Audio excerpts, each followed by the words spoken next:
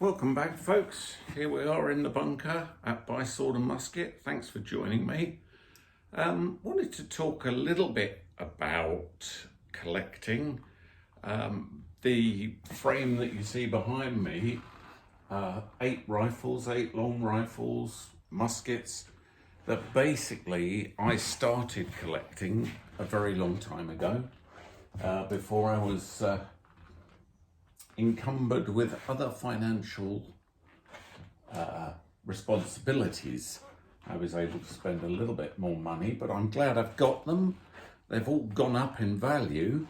If that was your bottom line, if that's what you wanted out of collecting, they have not failed to perform. To give you a quick example, the second one down is a British GR period officer's fusel, often confused with India pattern Brown Bess, but basically a musket that was built privately by J.W. Richards, a good London gun maker, for an officer of the militia, so he could step forward and defend the UK against, or Great Britain against the threat of Bonaparte, around about 1800, 1810, when a lot of fear was rife and the period was marked by a build-up of the army, the militia and the defence against Napoleon Bonaparte, who was basically on the other side of the Channel. I live down in Kent on the Channel coast, and we can still see the Martello Towers, which were built as defence as well against Napoleon. So these first two, in fact, are from that period. The top one is by another rather famous maker, Mr. Henry Knock, and that is a India pattern Brown Bess, and I believe that it's to the Hampstead Rifle Volunteers. That's along the top of the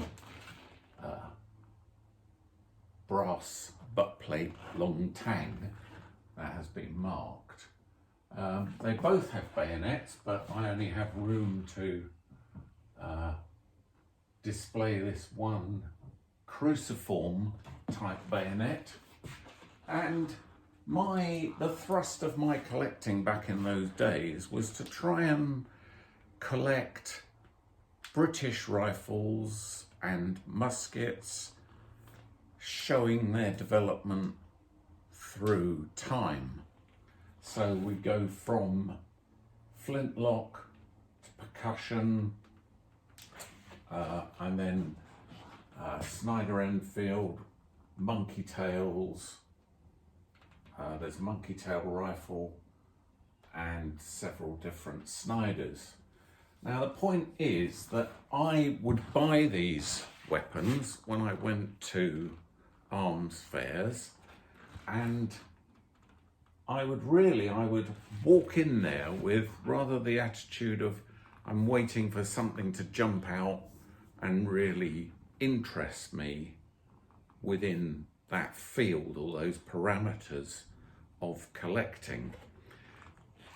Apart from the physical presence of the items and the fact that they'd have actually been there in history, I was drawn to the high standard of the manufacturing, bearing in mind that full-scale manufacturing mass production methods had not really been brought into fruition by certainly the beginning of this trail of weapons.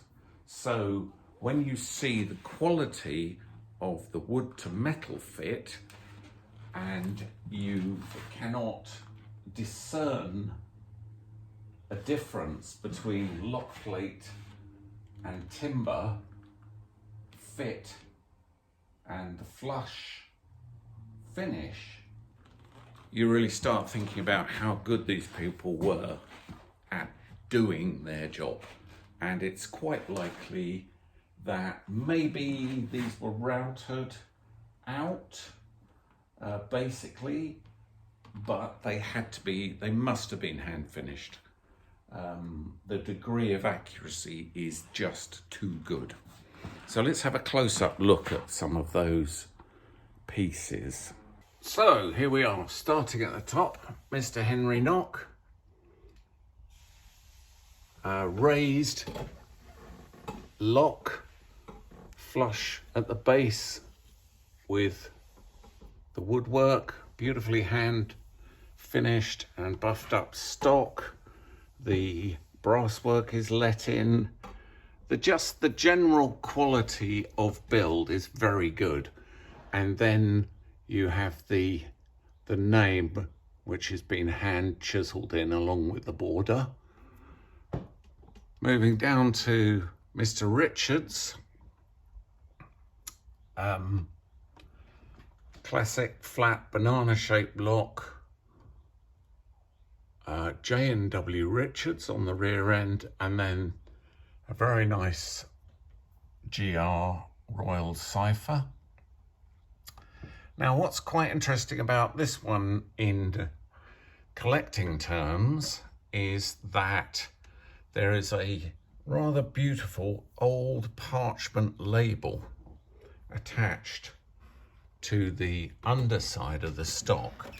And I have tried my best to decipher the handwritten text which is upon it, and it seems to detail that this musket was originally commissioned for the son of a clergyman who signed up for the local militia volunteers, went in as an officer, probably quite young, and this was his weapon. But unfortunately, as you can easily see, the paper is torn, it's barely legible, and really you have to sit down with a microscope, well, not a microscope, but certainly a magnifying glass and a very bright light to be able to discern that. Now, moving on to the percussion period, and a standard, well, not standard, this in fact is a prize rifle made by W. King. Another nice little aspect of collecting is prize rifles as such. You can see what it says there, freeze frame and try and read it. But you've got a date, you've got a gentleman's name, presented by Colonel Simpson to Corporal John Muir, 57th Company, Wishaw, long range, possibly Rifle Volunteers, 1864. So certainly the period of the American Civil War, possibly we were fighting things out ourselves. Now, you see the difference here between a Tower example with VR on the lock, Victoria. There's a nice wood stamp in the woodwork there, as expected. But, you know, she's a bit more plain. She's a bit more worn. Once again, I'm lucky enough to have a bayonet for this one. Swiftly moving on, we come to a privately built Snyder. Once again, freeze that if you like. You can read Who made that? I think it was the London Armoury from my memory. My eyes are not brilliant. Once again, VR lock plate. So they're all representative examples. There's an Enfield version. Oh, there's the London Armoury stamp.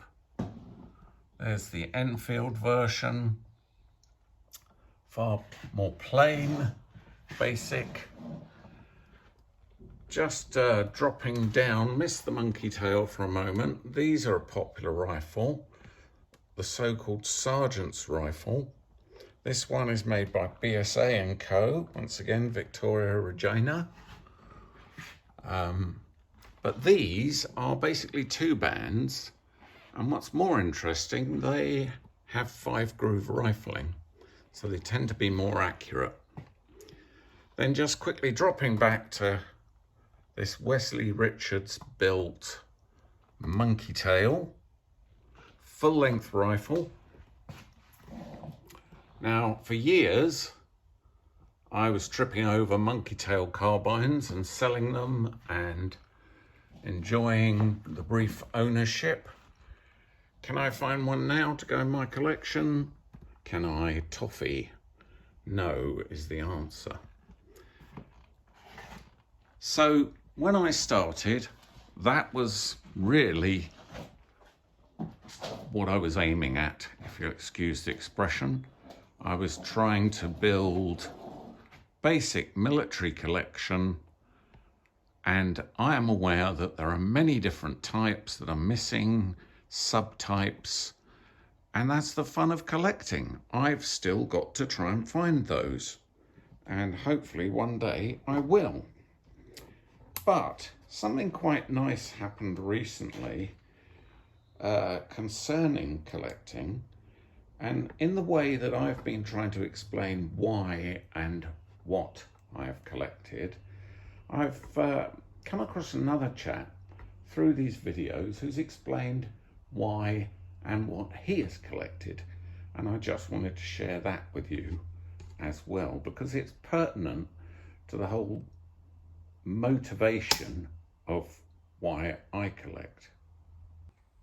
So basically, our man down in New Zealand, who shall remain nameless, has managed to put together a very nice collection of weapons that were directly linked to his homeland and the interference that it received from Victoria and her soldiers. So very interesting to see that, very pertinent to where he lives, and also I think pertinent to why one would collect firearms. He even told me stories of possibly his great grandmother going out and delivering supplies, etc., and possibly even coming back with some of these items. Not that I want to drop him in it for thievery against Her Majesty's government of the time, but very interesting that he has got those pieces, and they're all the right pieces for that area and for that place. So I think they're very important. Yeah, they're people would rip your arm off to buy them up here, purely because they're difficult to get hold of, certain weapons that he's shown me in his collection. He's been kind enough to show me. But I think they're better there. I think they're better in the area that they ended up as a direct result of the conflict and the people that were involved. So that's why we do it. I hope you enjoyed it. I can and I will go into these weapons more fully in the future. I've been very, very busy in the workshop recently, so I will attempt to finish some other videos which I'm doing on rebarreling, but I'm currently waiting for more cutting tools from Germany before I can even finish that one. thanks for joining me. If you want to learn any more about By Sword and Musket, please have a look at the website. It's byswordandmusket.co.uk. Drop me a line, click like and subscribe to the channel, and we will rattle on more about old guns and the quality of things past. Thanks for joining me. Bye.